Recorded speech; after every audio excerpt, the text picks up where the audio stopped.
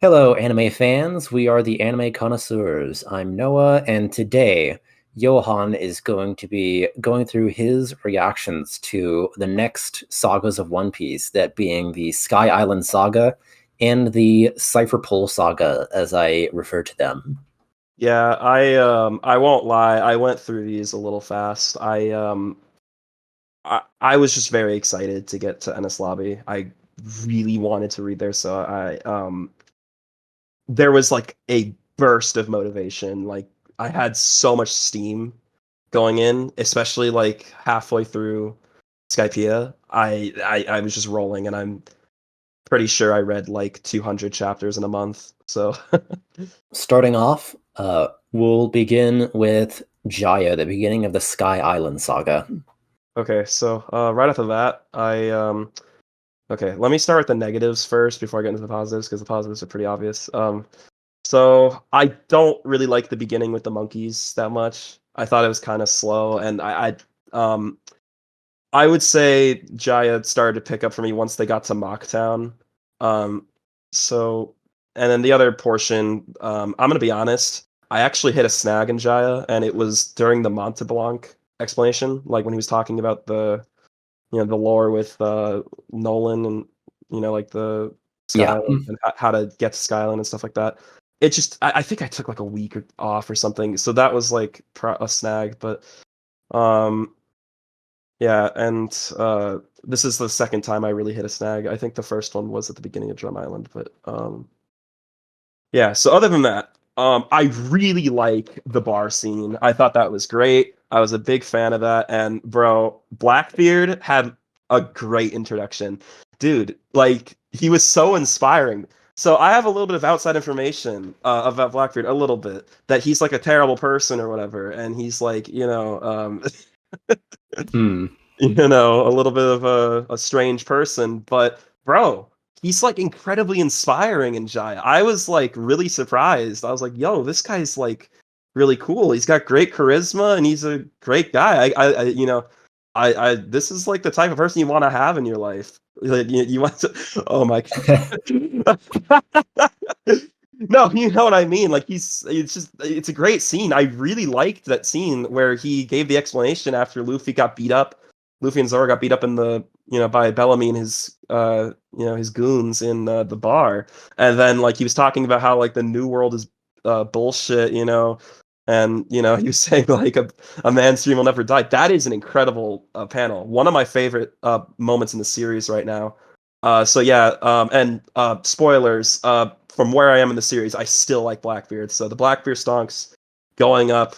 I Okay. ac- I actually like this character, and I think he's really cool and very inspiring. You're gonna hear me say that a lot. That's just the thing with One Piece. I just think One Piece is a very inspiring series, uplifting and like in a good way. To where it doesn't feel like kind of repetitive. It actually feels like meaningful inspiration, if that makes sense. And I think this is definitely an example of that. So yeah, I will say the high points of Jaya, very good. I also was a big fan of the scene where Luffy just one shots Bellamy, bro. That was so sick.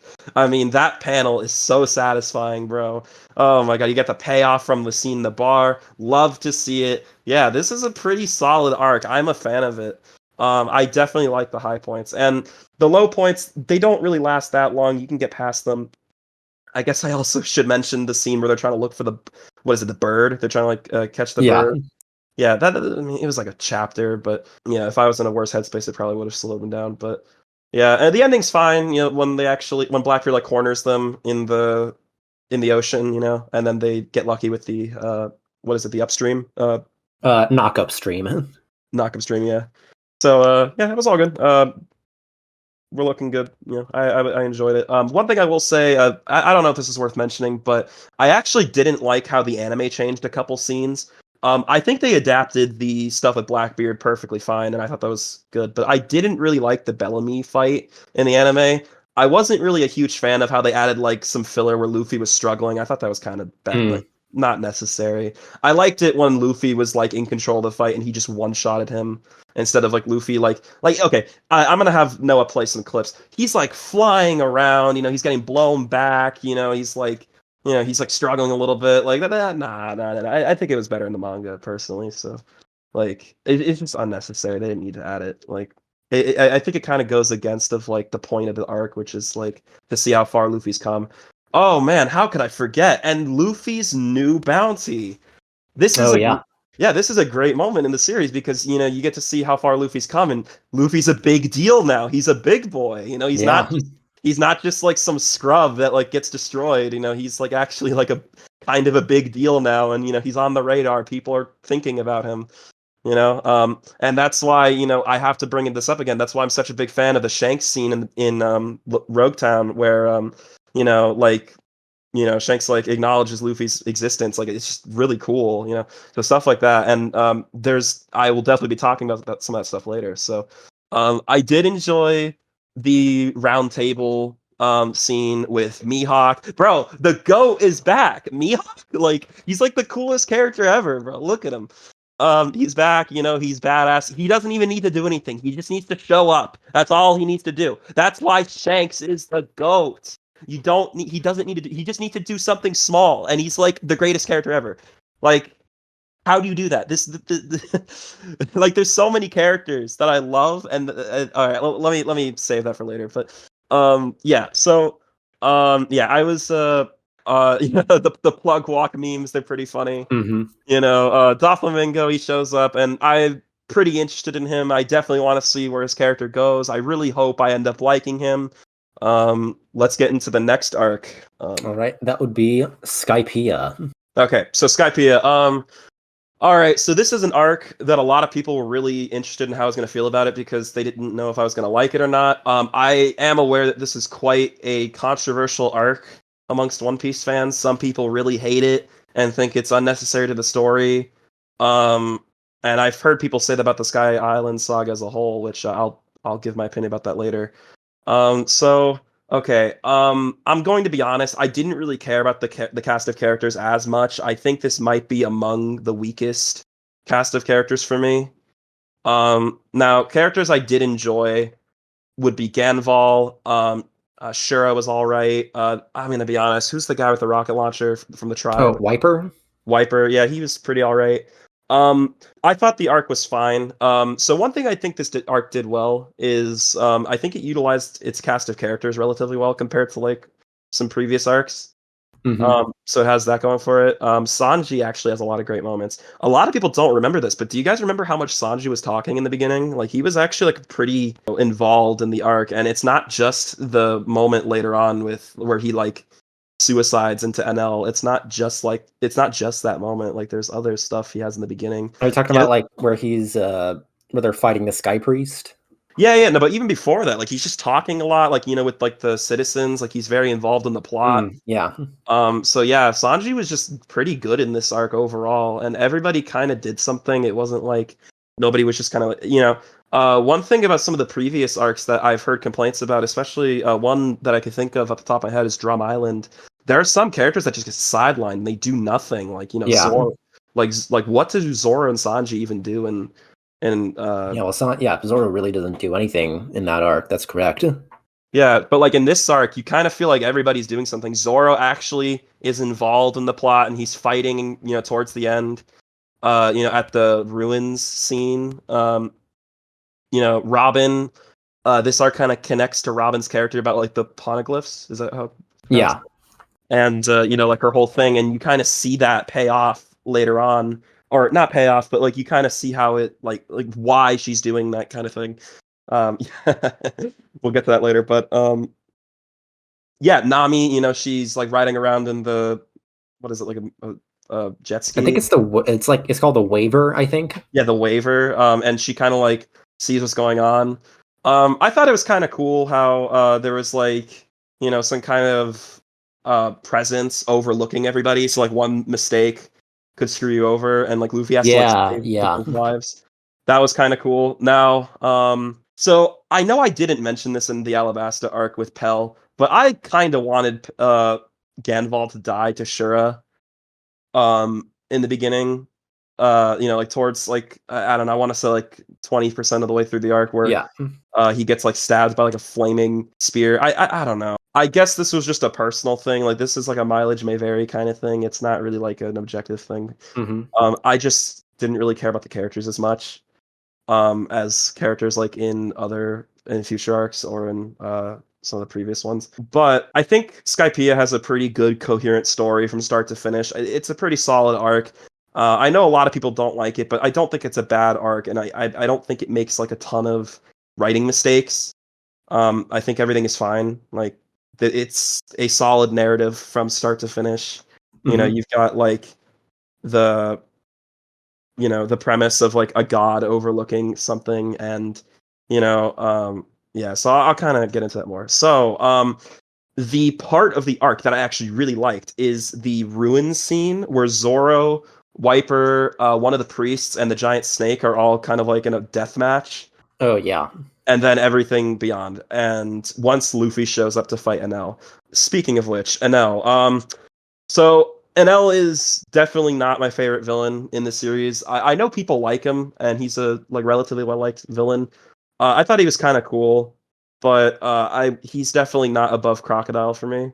But he was fine. I did enjoy his fight with Luffy. I thought that was really good. There's a lot of really funny meme moments. You know, we all know like, "Damn Daniel," Hmm. and NL face. There's some good stuff there, but I actually predicted that once I heard that NL's Logia ability was electricity, I knew that Luffy was going to be able to do well against him because he's rubber. I predicted that from the beginning, which is pretty funny, and I was right. It's a really clever thing for like a battle shonen to do, I think, just to make that kind of natural sort of rock paper scissors thing going on with the elemental types. Yeah, and also I think it gives Luffy a reasonable, justifiable way to beat him, and Totally. it doesn't just feel like he's pulling something out of his ass. It feels like, okay, Luffy actually has an advantage over everybody, But Hmm. yeah, so I just like to fight. Now what I will say, while I did enjoy the backstory, I do think the backstory itself is good. I just think it's awkwardly placed, and I kind of wish they moved it either like a little bit before the ruins scene. Like remember when Wiper shows up and he's just like kind of running around with his tribe, and Yeah, yeah. Luffy finds him, and then he kind of tells him to fuck off. I think that's where they should have put it, something like that, or maybe later, because it just feels really awkward to like halt the fight. Um, it just kind of felt like, man, am I even reading the same story, kind of thing. Hmm. But like I said, I did enjoy the backstory, and I think Oda actually has good backstories. Like Oh I yeah. like his backstories. I'm gonna talk about that way more. We all know which arc I'm talking about, but yeah, no, this one was good. I honestly, I don't really think that Oda has missed with his backstory so far. Now, I don't know. I didn't really like the climax of the fight as much. I'm not really sure why. It's not. I can't really explain it. I just didn't enjoy it as much as like the beginning of the fight. But yeah, it's fine. I think the resolution to everything, and like with Monte like with Luffy, like Luffy's like silhouette in the sky, that was Yeah, all yeah. good. And I also do like how they kind of tie in all this to Roger and Robin. I think it's a pretty good arc. It's not my favorite, and it's definitely not like an arc you're going to hear me advocating for a lot, but I think it. Yeah, So this is where I'm going to start talking about the Sky Island Saga as a whole. I disagree with people saying that you need to skip it. Don't listen to those people. You need the Blackbeard stuff. That's important. totally. Totally. Jaya in particular is very important, and I also think that this arc does connect everything to the overall story, especially when you look back with Robin and stuff with like the Roger stuff. Like I don't think it's like a useless like filler arc. I disagree with that. I think it's important, and I think you should read it, especially Jaya. Jaya, Hmm. you definitely need it. So yeah. Overall, I will say I think the Sky Island Saga is a lot more consistent than the previous two sagas. I'm gonna be honest. I think the beginning of the Brokework Saga is pretty rough. But like I never really felt that with this arc. I feel like this arc is like relatively more stable and there's not as many low points. It's just that like you might find some sections to be a little bit middling, but for me, I felt like it was definitely a better step in the right direction, and it was more consistent. Like the low points, there weren't as many low points as there were with the previous two arcs. Or For previous, sure, for sure. yeah. So unfortunately, guys, I'm gonna have to get into my least favorite arc in the series, and Yeah, Long Ring Long Land. Take it away. yeah, sorry guys, I didn't like this arc. Now I will say, let me give the arc credit first before I start like tearing into it. I think the first 2 chapters and the last 3 chapters are worth reading. So I'm not gonna say skip the entire arc. I do think you need the first. Yeah, the stuff with Doflamingo. I will say I do think the speech in the beginning of Long Ring Long Land, where he talks about the New Age. What is it called? The New World, New Age? Like, is that different New translation? Age, yeah. Yeah, the New Age. I think that is no. The New World is what Shanks is talking about. That's different. Well, we'll get to the New World much later in this video. Okay, yeah. It's yeah. So like, I thought that was a good start, and that is important. You do need that, and I don't think that's skippable. Honestly, I was talking to a lot of friends who are anime onlys, and they thought it was just the beginning of Sky Island. So to be honest, it's very difficult to give Long Ring Long Land credit for that scene because it's so easy to put that at the end of Sky Island, and I think it would have been fine. Yeah. Like it doesn't really feel like a part of Long Ring Long Land. And obviously, you know what I'm going to talk about. Aokiji. Yes, we do Yeah. need that. You need to see that. That's important. Aokiji has a good first impression. He's pretty sick. I kind of like the whole lazy vibe he has. Like, you know, like he's really powerful, but he's kind of a lazy bastard. Yeah. And like, you know, he doesn't care, you know, kind of thing. And I will talk about him more later because I think he makes some interesting decisions that I think are quite like out of the ordinary, which I think is a good thing. Mm-hmm. You guys know what I'm talking about. I'm pretty sure you know what it is, but yeah. So okay, now we're gonna get into my criticisms, and the reason why I think Long Ring Long Land is the worst arc I've read so far. So the reason, now obviously what I'm talking about, we all know, is the Davy Back fight. I think that is. Listen, I felt like I was reading a shitty My Hero Academia arc or like Naruto filler. That's what I felt like I was reading. Yeah. Listen, this is the first time where I've read One Piece where I felt like this is not important to the story at all. This is a waste of time, and I feel like this could have been taken out. So if you want my opinion, I think you can, like I said, read the first 2 chapters of Long Ring Long Land and the last 3. And there you go. I think the arc should just be they go to Long Ring Long Land, Aokiji shows up, and that's it. I think that should be the arc. Like everything else, like you can have the long horse, that's fine. Like the old man is also fine, but just delete that stupid Davy Back guy. I don't even know what his name is. I forgot about him. Um, I've heard that he comes back in like some movies and some filler. Right? Is that correct? Yeah. But like to be honest, if he's not coming back in the rest of the story, then yeah, that further cements my opinion that I just think this is a useless part of the story. So for that reason, like when it comes to all these other like you know arcs that are not as good, like you know Whiskey Peak, you know, let's see, Little Garden. Little Garden, Syrup Village. The thing about all those arcs is that with the arcs of East Blue that I don't like as much, there's still progress being made. You're getting Nami on the ship. You know, they get going merry at the end of Syrup Village. You know, Usopp joins. You know, there's progress being made through the story. With the earlier arcs of Baroque works, they're setting up for Alabasta. They're setting up Crocodile, and you know they you know in Whiskey Peak they establish you know Vivi as a princess, and they start that plot point. And you know there's stuff you need to keep in there that you need to see for like the story to unfold, and it all sets up into Alabasta, and I think it really pays off with that arc. And I think without those arcs, Alabasta would definitely not be as good. But like when it comes to Long Ring Long Land, it has a segment that is just completely useless. It's not necessary. So yeah, I wasn't really a huge fan of that section. It was I'm gonna be honest, I had a very difficult time reading through it. It felt like I had an easier time reading through Skypiea than I did Long Ring Long Land. It's just Yeah. Yeah. and Skypiea is like 5 times as long, so that's not good. Like Yeah. I don't know, guys. I'm sorry. I don't think Yeah. I many. mean, Long Ring Long Land. It's one of the arcs in One Piece, and yeah, It really comes down to your own personal tastes. Yeah, I know some people do like. Noah was talking to me. We had a discussion about this that he does enjoy parts of this arc because he likes, kind of like the mini game things that was going on. You got to see some like, you know, uh, you got to see like Sanji and Zoro bonding and like working together. Yeah, yeah. Yeah, and I will say I think Zoro dunking the giant was kind of cool. You know, Yeah. it's a cool scene, but I don't know, man. Especially when they get into this man's ship, and then he's like getting. It's like, bro, is this Metal Gear or is this like, is this One Piece? Like, what is happening? Like, come on, man. Oh my god. But yeah, like I said, that's my opinion. There's not really much else to say. Okay. All right, now we're on to the big boy arcs of the Cipher Pol Saga, starting with Water 7. Now, I have to say, expect me to like the next three arcs. I really liked the Cipher Pol Saga. It is my favorite section of One Piece, and I was a really big fan of the narrative.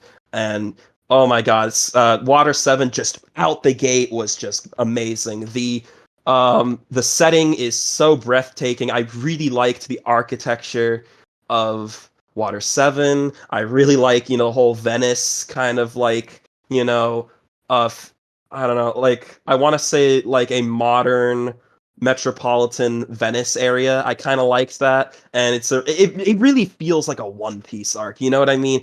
Something that's like you wouldn't see in other series. It's a very nice, unique setting. With a lot of really cool stuff like the water elevator and like how pirates. I kind of liked how pirates weren't like hated in this arc. They were kind of like a part of the arc. And one thing I have to say is the two things this arc does really well that no other arc has done so far is expand the world building of One Piece, with how, the ships, like the ship makers work with like, how they get pirates in here and how Yeah. didn't Roger get a ship here? Yes, he did. Yeah, stuff like that, and like like some other big boy pirates, like big names, like they all got their stuff, and like the Marines use this area. They get their ships built here, so you could see the world building going on, and that's interesting. And I think I'm starting to see what people are talking about when one has a really critically acclaimed reputation when it comes to world building. I'm starting to see it now. Yeah. And the other thing is that this is where the narrative of One Piece becomes a lot more complex, and there's a lot of depth in it with how Luffy deals with the world government, and I really like this. So it sounds like we're going to get more of that, especially in the Paramount War arc, from Yep. just from inferring from context. So yeah, if that's the case, then I am probably going to adore that saga as well. But yeah, so just get ready for a bunch of praise for this arc. I have almost nothing bad to say about these next three arcs. I think they are great. And this is definitely my favorite part of One Piece. So get ready for me to sing praises forever. All right. So Water 7, number one, the cast of characters is a lot stronger than the previous arcs I've read, in my opinion. I really enjoyed the shipmakers, and I thought you spent time with them. They were interesting characters. They had some good stuff going on. There's a lot of characters I like. I could give you a laundry list of characters I thought were compelling in this arc. And I think the side characters are all really good, and it's consistently interesting. Like, this is where I'm starting to feel like, okay, this is One Piece. You know what I mean? This is like how One Piece is, and like, the golden standard of like what, the characters, how they interact with the story, how they interact with the Straw Hats, and like the whole world building thing, as I said. So I like the beginning. It's pretty good. I don't feel like it was never slow. I never felt like I was reading a segment that was kind of whatever. I felt like it was pretty, nice, smooth experience. What did you think of the Usopp subplot? Okay, yeah. So the Usopp subplot. Now I'm gonna be honest, guys. I am not an Usopp fan. Now, when I say that, I don't mean I hate him. He's just like on the lower end of the Straw Hats for me. I just don't resonate with him as much. But I will say I do think that this the Usopp subplot and the thing that Oda was trying to do is a pretty effective way of using his character, in my opinion. And I did enjoy it. It's a very emotional and heartbreaking scene, with the fight between Luffy and Usopp. And when Usopp just like, or when Luffy overpowers him and like punches him really hard, and shows the difference in power between the two of them. Oh man, it's pretty sad. It makes you, man, because you've been with Usopp for so long, and I can imagine in the anime. I have not seen the scene in the music. I really want to watch a lot of scenes in the Cipher Pol. I have not at this point. The only Hmm. scenes I have seen in the anime are the Frankie house, and yes, I actually did see a little bit of the Usopp stuff, but I really want to see Enies Lobby, man. I'm gonna watch that with some friends at some point. But yeah. So I think that was good, quite good. I was a fan of that. Maybe so. I'm not so sure if I interpreted the character correctly. Like maybe I might have misinterpreted Usopp, but the vibe that I was getting that Usopp kind of felt like he was a little insecure, and he was like Sure. Yeah.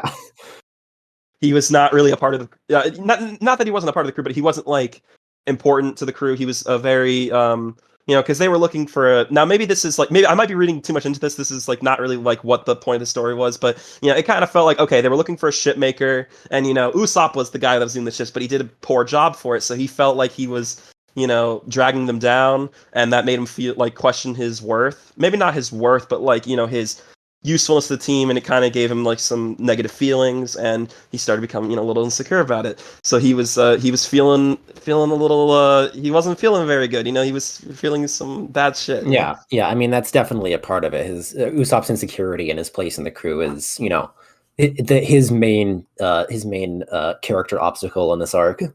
Yes, and I do think that is portrayed very well in this arc, and I do think that that is a powerful scene, and it is quite good, and yeah, it's good. So yeah, I think that was a good subplot, and this was also a pretty good place to put it too. I think this was actually a very good place to put that subplot. So yeah, that was well done. Now, the big twist of the arc: the Cipher Pol agents working from the inside as the shipmates for the world government. Now, I did not see this coming at all. I was completely spoiler free for both Water 7 and Enies Lobby, thank God. Yes, I thought this was a very effective twist, and I was a fan of this. Listen, man, I've read some series with some pretty terrible plot twists, so this is definitely a nice breath of fresh air. Because oh my God, man, when plot twists are done wrong, it is pretty painful.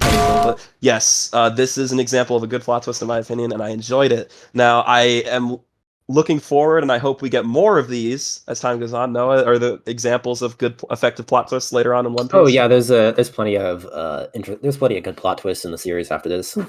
Okay, well that's good, and that gives me a lot of hope. So another thing I really liked about Water 7, I really enjoyed, and Noah has told me that this is a reoccurring instance, and like I guess like a plot method that is used. That's not really a word, I made it up, but which is Luffy and the Straw Hats going to a city and uncovering the dark secrets, and like the nearly unscrupulous things that are going on with the world government, like how they're like using people, and like doing awful stuff. I kind of like that. I think Hmm. that's interesting. So if we're getting more of that, that's good. Kind of like revealing the dark secrets of like an area, and I think Water 7 was a great start to like kind of show that. Um, so yeah, I like all the Cipher Pol agents, and I think overall they are a way more effective and compelling villain group than the Baroque works, minus Crocodile. Besides him, he's great. But there wasn't a single member that I felt like I hated in this arc. I think I like Kaku. Kaku's really cool, and I enjoyed how we spent time with him in the beginning. And he completely caught me off guard. I was thinking he was going to be a good guy. He was going to help us out. No, Yeah. this man is out to kill us. And I was like, man, I didn't see that coming. So I kind of like that. I do like I am a fan of that trope. I do like it when this guy was good but he was actually evil all along. When it's done well, I am a fan of that, and I do like characters that betray you. That might kind of be a little bit of a slip of what I actually of like the series I like. Yeah. When it's there might be something similar to this in one of my favorite mangas, but done by a certain character. So yeah, Hmm. well, if One Piece does that, good looks. So yeah, I liked that. And I enjoyed Polly. Polly was on the good side, and I liked him. I thought he was just a really funny character. I kind Yeah. of Yeah.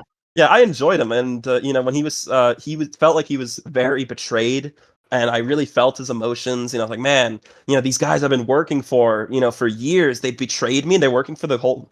They betrayed like the city, and like they're working for the world government. I was working with people that were lying, like, and they were living like a double life. Man, that kind of sucks.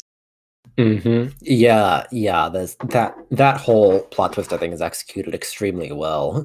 I agree, and yeah, and you really feel like this kind of gave me a lot of like that whole trope, like Star Wars Episode 5, like Empire Strikes Back, that kind of whole thing where like the villains win. I like that stuff. Yeah, I'm a big yeah, fan of that. I do like it when the villains win.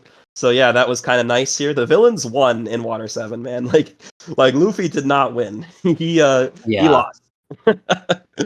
So I was a fan of that in Water 7. So yeah, and they burned that whole scene, like where you're starting to uncover the secrets of what was going on, like the real underlying ulterior motive that the ship member, the shipwrights, yeah. right? Well, Cipher Pol was trying to do. Well, because they were posing as the shipwrights. That was Yeah, their occupation. Yeah. So I like that whole thing. That was all good. When they light the building on fire, and that's a really cool panel. I'll have Noah put it on screen. It's quite good. Yeah, I liked it, and I thought it was pretty compelling. I was like, oh man, stuff is starting to change. And this is where I really enjoyed the narrative, the story, from A to B, point A to point B, with the Cipher Pol Saga, and I thought this was really interesting as a more complex story. So that's why I really like this saga so much. So also another thing, this might be something you guys won't expect me to talk about, but I really liked the Tom backstory. I thought that was really well done. It kind of expands the world building as well. Why there's the sea train, how it came to be, and I thought it was quite an interesting and effective backstory. And like Oda is so good. Like I said, I have to bring this up. I have to reiterate, bringing up about like how he is very good at evoking emotions through like his backstories, like all of them. It's just banger after banger, and this is no different. Yeah, I really liked the whole tension and like conflict, and like the feelings of frustration that Iceberg had with Frankie, and then Frankie just wanting to do his own thing, kind of he wants to do good, but he doesn't realize, or well, he doesn't like act on the fact that his creations could be used for malicious intent, yeah, yeah, nefarious, like unscrupulous like practices, which is I kind of enjoyed that, and it really it kind of like built on the relationship between them, like why they don't talk to each other, and why Frankie kind of has like the position that he does right now as like kind of like this vigilante backstreet guy that like kind of tries to clear out like the underbelly, I guess you could say, of Water 7, and he tries to like clean that up a little bit, and like have them join, what do they call it, the Frankie gang or whatever. the Frankie family. Yeah, Yes, the Frankie family. So yeah, and I kind of liked how Tom was about to get executed, and he's like, "I'm going to build a train." He's like, and like the whole scene, like where the judge is like, "What are you talking about?" Wait a minute. yeah, Okay, let's yeah, hear this guy. Let's hear this guy out a little bit. Hold on, yeah. Let him and cook. let him cook. Yeah, he's about to build a sea train, and I thought that was cool. And I like Tom. I think he was a really effective background character, not background character, like a Side historical character. character, Yeah, like contextualization character, to like bring context to like the story of Water 7 and why everything is put into place. So I kind of liked that. Yes, I enjoyed that, and I think it was a very important backstory, and it also gives Frankie's character, it makes you like Frankie as well. Yes, I do in fact like Frankie. He is in probably like my top 5 Straw Hats right now. oh yeah, Yeah, he's great. I like him. He's really funny too. yeah. He is funny. He's probably one of the most consistently funny Straw Hats, honestly.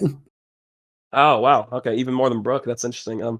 Okay, so now I also enjoyed the feeling of impending doom that this arc has, and there's other arcs that do this too that I'll talk about later. But um, this one in particular, you know how like you had the what is it called the Aqua Laguna.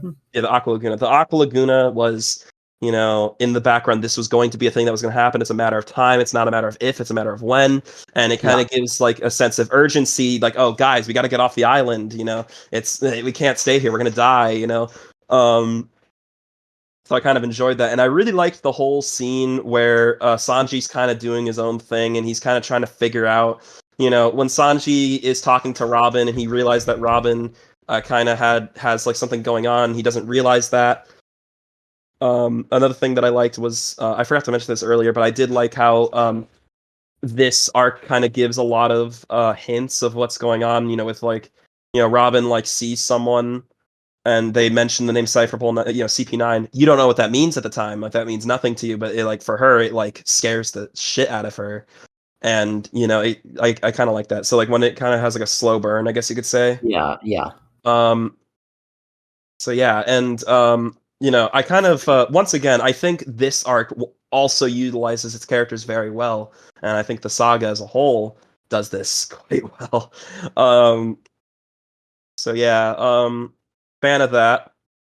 And specifically, what I was talking about, what I was trying to get to is I liked how Sanji is like going on the train by himself, and he's kind of like doing his own thing, like you know, figuring out everything as it's going on, like as everything's unfolding. You know, from his perspective, I kind of enjoyed that. So yeah. Now, I will say, I think you guys probably were expecting this, and I'm not. I from what it sounds like, this is a relatively common criticism of Water 7. I think the worst segment of Water 7 for me is what is it like the last 12 to 15 chapters, just the part with the The train. train. Yeah, the stuff on the train.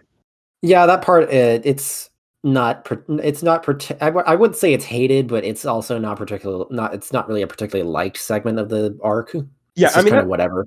that's kind of how I felt about it. I think it's fine, and honestly, I think that segment is still better than like all of, um, you know, like Little Garden, for example. Like all Yeah. the fights in Little Garden. There are some good stuff. Like I kind of liked how what wasn't Sanji using Ginzu knives? Is that what they're called? Or So, yeah. Yeah. Just cooking knives. I think. yeah, I kind Yeah. of like that. That was a pretty cool fight, but yeah, I just felt like it could have been a little bit faster. I think the parts that were good on the train were like where, you know, they Sanji talks to Robin and then he gets like, you know, the feeling, oh my God, you know, she actually doesn't want to come back to us. Like she wants to do her own thing and die and sacrifice herself Yeah. for us. You know, that was really sad. And, you know, everyone's having to come to terms with it. Like, man, what happened with Robin? You know, I thought she was, you know, she was a good person. Well, not that she was not a good person. You know, I thought she was like, you know, Actually, yeah. She's actually gonna leave the crew. yeah, like man, we don't want her to leave, and everyone's really sad about that. Everybody doesn't want her to leave, like you know, Hmm. Nami, Sanji, you know, Luffy, you know, they all are like really sad about it. So yeah, and things are not going well. You know, like you know, the Going Merry gets destroyed. You know, it's sad. Like there's a lot of bad stuff happening to the Straw Hats, and you know, Yeah. and I think that's good because you know, like it's good to have like some internal conflict and like some Yeah. I mean, what I love about Water 7, why I think it's kind of unique, is that it's the first. It's one of the few times that the crew actually has to deal with like an internal threat as opposed to an external one. yeah, Like I they agree. actually, they actually there's actually some like real tension in the crew, and they have to sort that out through diplomacy and like trying to understand each other, and that's really good. I agree. Yeah, I think as of this point, Water 7 is the best arc I've read. Out of as of this point of where I'm talking about, and I do think that this is the strongest arc so far. And I think it's above Alabasta for me. But all right, the next arc and Yep. my favorite arc in the series, Enies Lobby. Yep. Ennis Lobby. Yes. So yes, Enies Lobby. This was a very highly anticipated arc for me, and this is part of the reason why I went so fast because I was very excited to get to this part. And I will say it is definitely a positive experience and a positive outcome, and I felt like my hopes were paid off, I guess, or Hmm. yeah. So one thing I'll say, I think this arc is a better Alabasta, and the reason why is I think that the villain group is overall superior to Brokeworks. I think this is a way more threatening and effective and compelling villain group, and they feel more interesting than Brokeworks. Because to be honest, guys, like outside of Crocodile, the Brokeworks agents weren't that cool.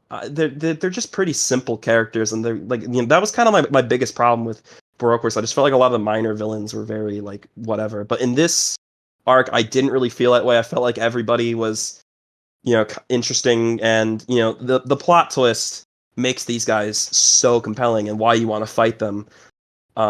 So yeah, I was a fan of that. There's so much to say about Enies Lobby. I have to be careful.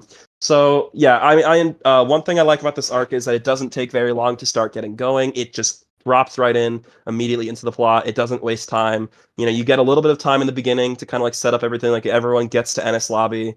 Once again, an amazing setting. You know, very cool. A very One Piece like setting where you have like you know, like an island that's on like like a really small peninsula that's just in the air, and then there's like a giant waterfall. You know, the architecture looks great, and then the big gate in the background, the Gate of Justice, that's so cool. Like it's a really Yeah. really cool setting, and it's quite gorgeous. So yes, I enjoyed that. Now, Okay, so first, is there anything you want to talk about regarding like the Straw Hats' entrances to Enies Lobby and like, you know, them fighting through the guards and soldiers and such? so are you talking about the part where like they fly on the train and they like crash into it? Is that and then like Zoro and Sanji kind of show up? Is that what Yeah, you're saying? yeah, Yeah, that was pretty funny. It was pretty cool, and I enjoyed it. Yeah. So, and the stuff with like you're fired, that's all good. Oh man, dude, I don't like, dude, what's his name? Spandam. Yeah, Spandam. That guy is an asshole. He's awful. Oh Um, yeah, yeah, I mean, definitely not compelling, but yeah. Well, okay, hold on.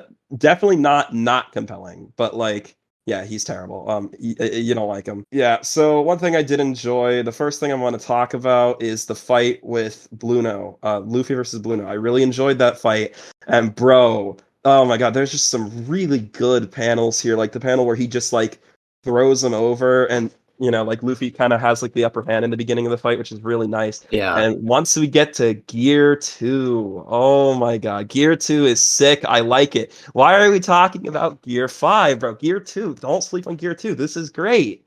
Oh my god, that's such a cool panel. Big fan of that. I really like how Luffy is starting to get like, you know, he's starting to add more stuff to his arsenal, and I am a big fan of it. I really like the smoke and just the iconic stance that he takes. Big fan of it. It's so sick, and just this fight in general is really good. So yeah, I enjoyed that. Now, I'm sure the moment we've all been waiting for, the backstory with Robin. Yes, I do like the backstory. It is quite good. And oh, it makes you cry, man. Oh man, when Robin hugs her mother, you know, Olivia. Oh man, that's really sad. You know, you hate to see it. yeah. Yeah, and this is quite the effective backstory. Kind of shows like the ruthlessness of the world government, and you know, like they want to protect the knowledge of the world, but you know that knowledge is dangerous, and the world government doesn't want anyone to know about it because it could lead to the end of the world. Yeah, so I thought that was good and a very effective backstory. There's a lot of payoff and a lot of answers that are questions that are answered in this backstory that we didn't know about Robin in the past. And yeah, it's just a lot of really sad stuff, and you hate to see it. But I will, you know, it's quite the effective backstory. I liked it, and how I like the panel where it kind of leads all the way up to Crocodile, like how she became, you know, how like she got to Yeah, that how she point. joined Baroque Works, eventually got to that point. Yeah, I see you. I get Yeah, you. exactly. And oh man, the iconic panels. We got to talk about this. Shoot down that flag. Fire. Just fire. And one of my favorite panels in the entire series so far, I'd be happy to live with that. The pirates have declared war against the world government. I think this is a very important panel because, well, number one, it just looks great. Like, look at it. Like, you know, Luffy, like, you know, yelling like right below Enies Lobby and lighting. You know, the fact that that Luffy's declaring war with the world government. I think that is a very monumental part of the series, and it's very important. I can kind of see how this is like why Enies Lobby is one of the best arcs in the series, and arguably number one and number two from what I've heard, because like this is really important. This is a big turning point in the series. Like a decision that moves the plot forward, where Luffy is declaring war against the world government. Like he's a pirate and he's gonna fight them. And I Yeah. think that's really cool. And yeah, and of course the I Wanna Live. Ah man, it's so sad. I would like to apologize to the Robin fans for saying that Yeah. Vivi was my favorite female character. You've seen Uh, the light, everybody. I've seen the light. Robin is great. She's the best, and she's a great character. Oh man, I like we love her. She's an amazing character. So yeah, it's peak, boys. It's peak. We love to see it. Then, so that's the first half of Enies Lobby, if I recall correctly, in the manga. Is that correct? Yeah, that's where I placed the first cut off to divide the arc in half. Yes. So, the first half was quite good.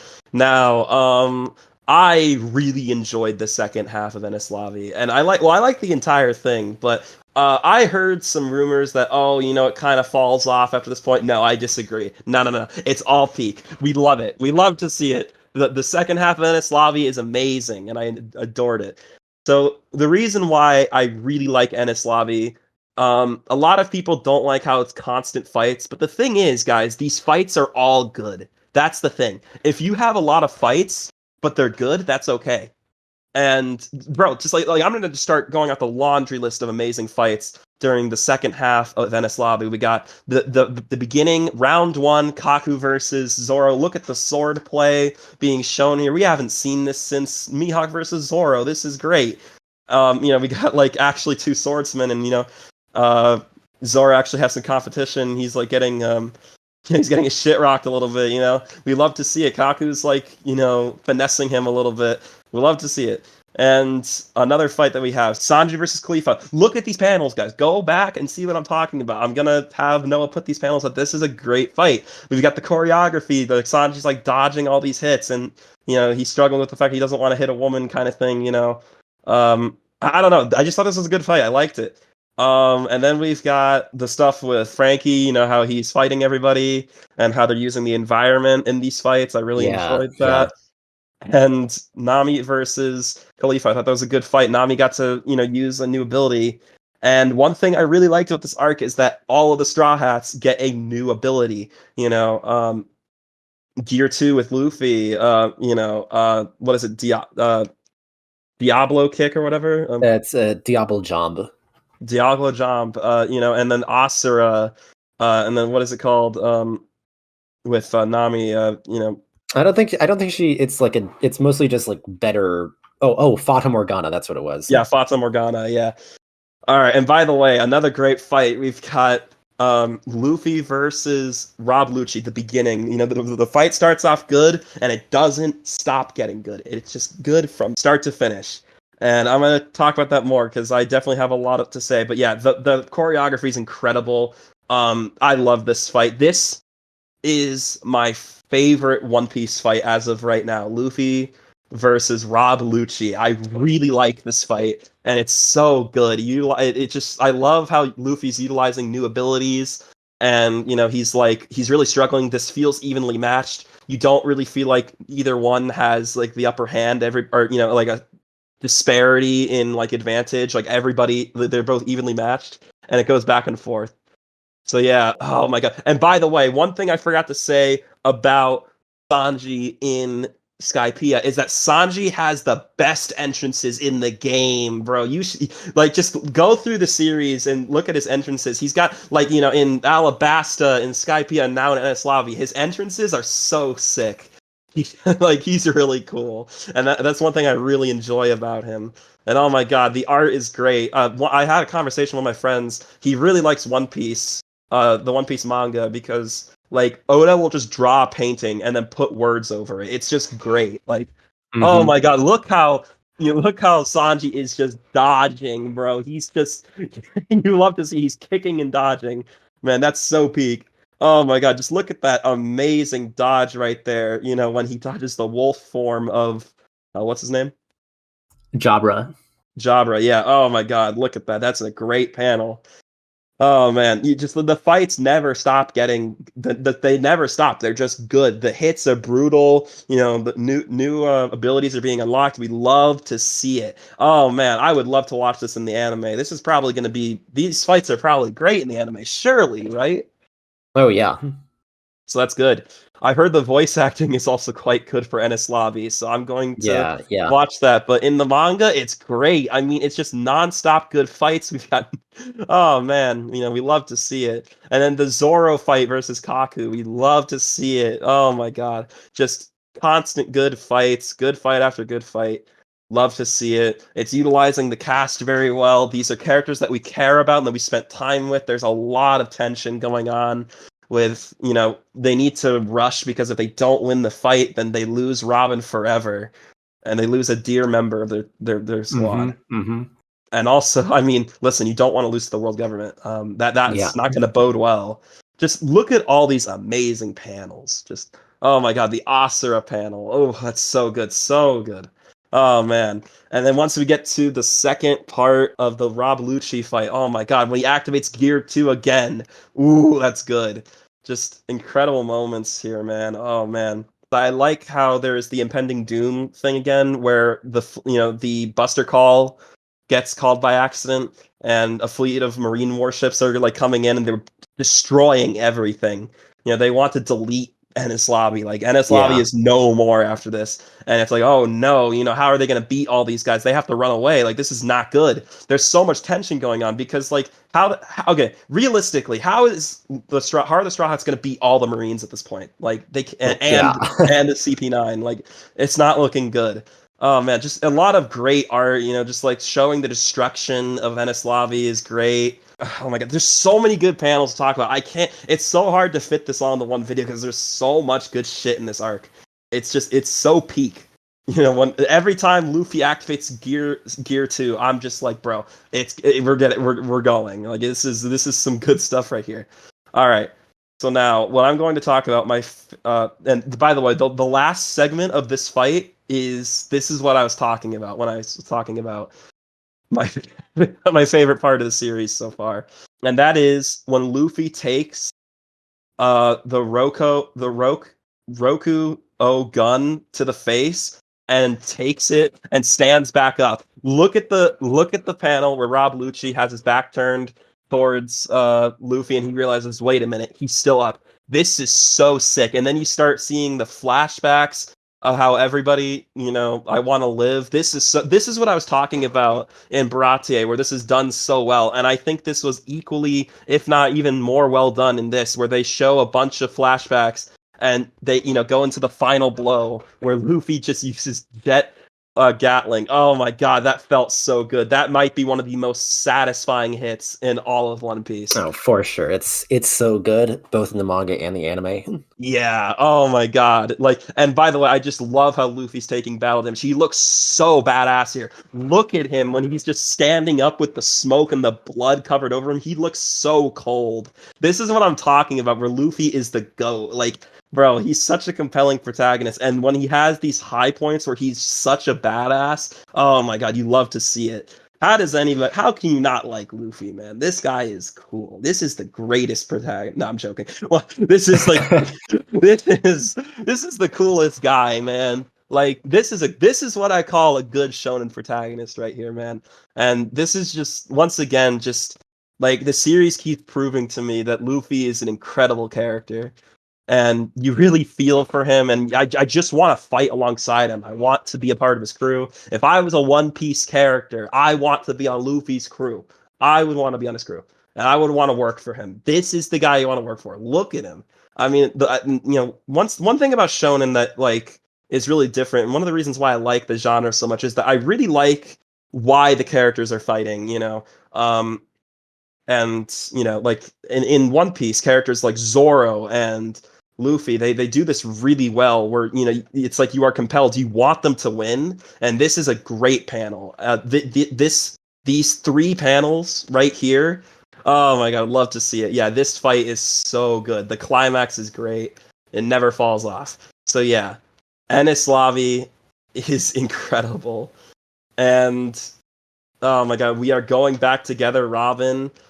is great. And one thing I was not expecting the end of Enies Lobby to be this good. When they have to say goodbye to the Going Merry and everybody's crying, including Luffy. Oh my god, man. I was not expecting that. That caught me off guard. I was like, bro, this is sad. And this is Yeah. a very effective ending. I have to say, this might be the best ending to an arc I've seen in One Piece so far. This one is really up there, and oh my god, this is a great moment. I was a big fan, and I was not expecting Enies Lobby to be this good. Like I was expecting, I was like, oh man, I got past the, I want to live, oh, is that it? No, I was proven wrong. The end of the end of Enies Lobby was still fire. It was incredible. Oh man, you love to see it. Enies Yeah. Lobby, top tier arc. As of this point, it is the best arc in the series, in my opinion. I think this is a great arc, and I love the Cipher Pol Saga. Oh my god, so good.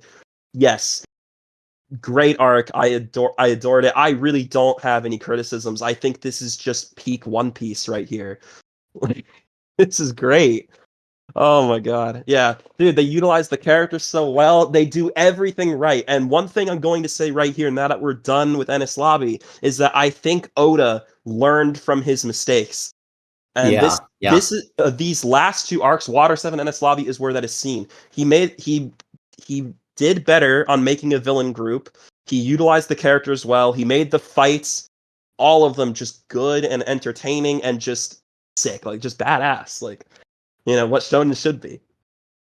He did a really good job with that, and I do think you can kind of see how Oda was doing a really good job as like his progression as a writer, and I think this is definitely a high point in One Piece. This is absolutely worth it, and yes. When people say, "Oh my god, guys, One Piece gets good in chapter 400," this is what they're talking about. I'm Yeah. pretty sure this is what they're talking about, right? Like, surely, yeah. Now, Yeah. I don't think you have to get to Enies Lobby for it to be good. I think there's definitely good stuff before, but yes, try to get to the Cipher Pol Saga. When people say get to Enies Lobby, and if you don't like it, then you can drop One Piece. Like, I understand what they mean now because I loved it. And listen, if you liked Enies Lobby, you gotta read the entire series, and that's what I'm doing. I'm gonna read the entire series. Like, listen, I was already hooked pretty early. I was hooked from Baratier. That's like, how some people say like, oh, for me it was Arlong Park or Alabasta, like, Yeah. Yeah. yeah, for me it was Baratier, but oh my god, dude, I love Enies Lobby. And even more, I'm going to talk about Post-Enies Lobby. Yeah. I like Post this arc. let's talk about it. I like this arc too. So Noah has been waiting for me to say this. We have not talked about this. So the first thing I'm going to talk about is actually something you're not going to expect me to talk about, is a volume cover. And that is the 45th volume cover of the One Piece manga. This is what I really wanted. This gave me a lot of high hopes. What I wanted out of this arc was to see how the four characters, Ace, Whitebeard, Blackbeard, and Shanks, what they were doing and what was going on with them. And that is exactly what happened, and you love to see it. These are all characters. Now, one thing that Post-Enies Lobby did very well is make me care about these characters. I think one thing that One Piece is very good at is making you respect and want to learn more about the side characters. And when I say side characters, I mean like the big boys, Blackbeard, Shanks, Ace. Like, what are they doing? Because these guys are all sick characters. They're all cool. Like, look at Whitebeard. This man is enormous. That is a big motherfucker, bro. Yeah. Like, he's so huge. Oh my god. I want to see what he did in the past. Like, he was probably a badass back in the day. Like, he survived all throughout the Grand Line. He sailed all across the Grand Line, right? Like, Yeah. Yeah. yeah, he He's has right like, up there with Roger. yeah, he was right up there with Roger. He was like one of the big top tiers, like the super top tiers in his prime. Oh man, and Shanks, like, what happened to Shanks? Like, how did he get that scar on his face? Like, how did he get, like, what happened there? As far as I can, unless I just completely missed something, I don't believe they have talked about that yet. Correct? Oh yes, they mentioned this arc. He got that scar from Blackbeard. Okay, yeah.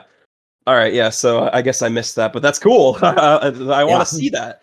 I would like to see that. Hopefully, that'll happen. Now, oh my god. So I like Garp. Garp is a he's really funny. I like how Luffy has. I think it's kind of a really interesting dynamic that like Luffy's family are like all so divided, and they're just like really important Oh, people. yeah, yeah, It's kind of funny that like, oh man, Luffy, I raised you. Why are you becoming a pirate, dumbass? Like, yeah, it's just really funny. Bro, his grandfather is a Marine admiral. Like that's that's hilarious. Oh my god, yeah. So I like that whole thing going on, and we got to see. Oh man, okay. So I called this guy Bitch Boy, also known as Kobe, but oh my god, and like, what was going on with him? Oh yeah, he's doing all right. You know, he's getting up there. You know, he's starting to improve. You know, he had a little bit of a glow up. You know, he's not a bitch boy yeah. anymore. He's a he's doing okay. You know, will he become like a Marine admiral one day? We'll Hmm. see. I'm sure he will. Knowing One Piece, I'm sure he will. Yeah, so I like this. And by the way, what I was talking about earlier with Admiral Aokiji is why he let Robin go. I really want to see his whole ideology, methodology with that decision he made because that is a very strange decision if you think Yeah, about it. Like, why would he do this? But you might think like, maybe he has like an he's looking ahead. He kind of is a forward thinker, you know. And yeah, I yeah, kind of want to see how this resolves. Like, you know, I think doesn't he like refer to Robin as like a seed being planted? yeah. Like, Something like, I think it was something like that. yeah, like, you know, okay, how is this gonna go? What's gonna happen? You know? Oh man. Yeah, there's definitely a lot of interesting stuff with Aokiji going forward. I think Yeah. you're gonna like a lot of it. Yeah, and that's good. So, like I said, the big thing, there's so many characters, and this is why I really like Post-Enies Lobby, because Post-Enies Lobby gives me a lot of stuff going on with these characters, and I'm going to talk about that. I really enjoyed the scene where Shanks, bro, listen, when Shanks shows up, it's just peak. Like, look at like a any panel that Shanks is on, it's just a good panel because he's on it. Like it's sick. Like Shanks is the goat, bro. I can see why people like Shanks. I understand. Like the meme about him, like, oh man, you don't see him for 200 chapters, and then he's just an absolute badass for like 5 chapters, and then he like disappears, bro. This is like literally peak. Like oh my god, bro. Shanks is the GOAT. And yes, if I get to see Shanks, I'm gonna be happy because Shanks is so sick. Bro, he's like such an iconic One Piece character. Look at him. Like, when you think of a pirate, Shanks is what you think of. Like, Yeah. this is what a pirate looks like. And he's an emperor, bro. Like, he's so cool. He's got one arm. It's the future Gohan effect, bro. One arm makes you badass. If Hey you're yo. still if you're still fighting and you're godlike with one arm, you're like, oh my god. That's how you know that Oda was a Dragon Ball fan and how he took Yeah. he took inspiration from that. Maybe I I might be actually never reading. made that connection, but that would be funny if it was true.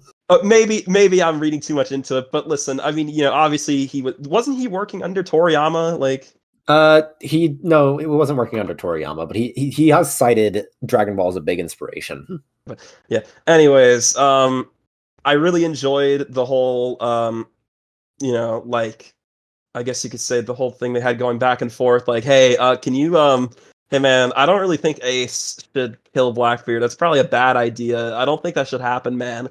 Oh well, you know what? He could do what he wants. He's gonna do it anyways. Yeah.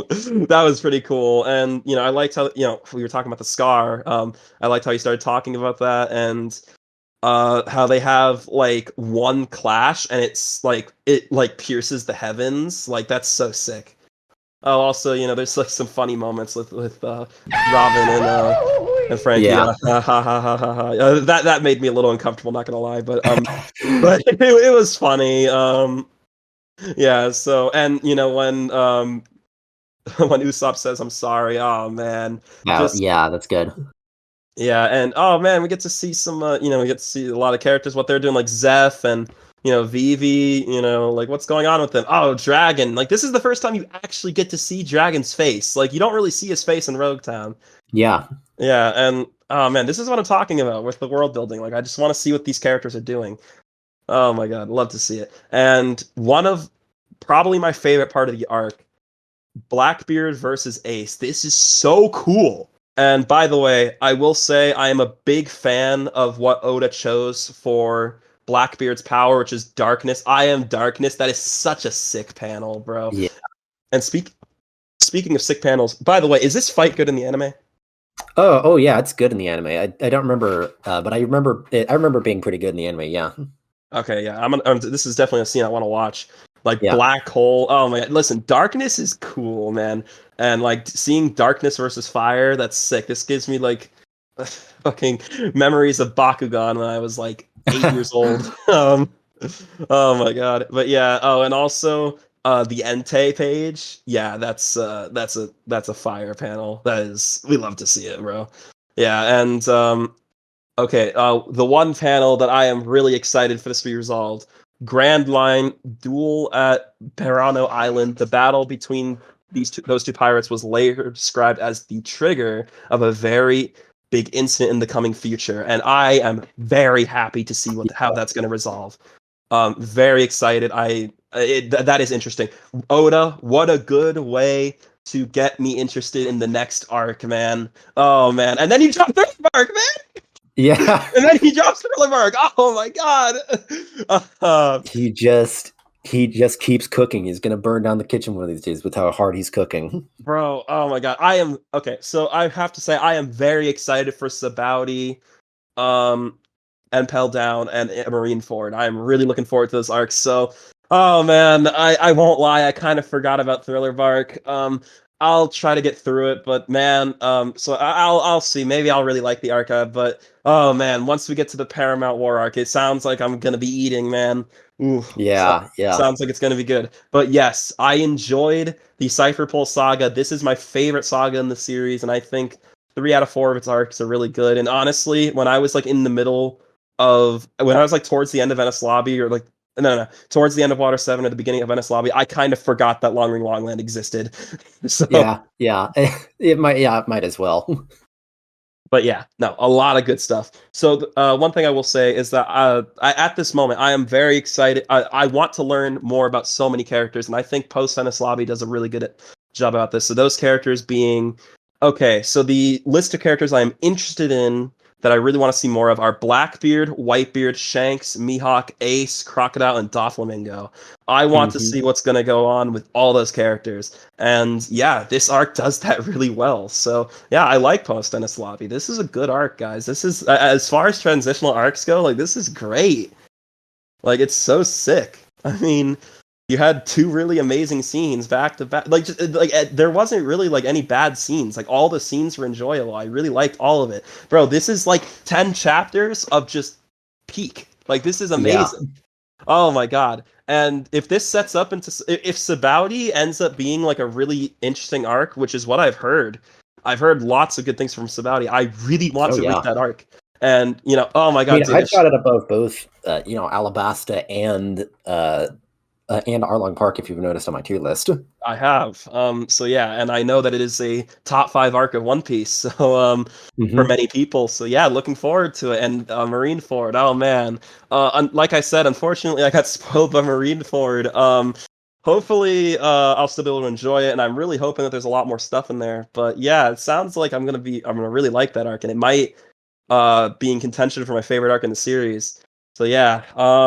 Okay. Well, we'll get back to you then once you're after the Summit War arc. Yeah. So the next video is going to be about Thriller Bark and the Paramount War Saga. Yep. So stay tuned for that. It is coming. Don't Yeah. worry. I'm going to keep going. I'm not dropping One Piece, boys. I'm going all the way to the end. Yeah. Well, we'll see you then. If you enjoy this video, leave a like. If you have more to say, leave a comment. And if you want to see more like this, hit that subscribe button. This has been the Anime Connoisseurs. Good night, everybody.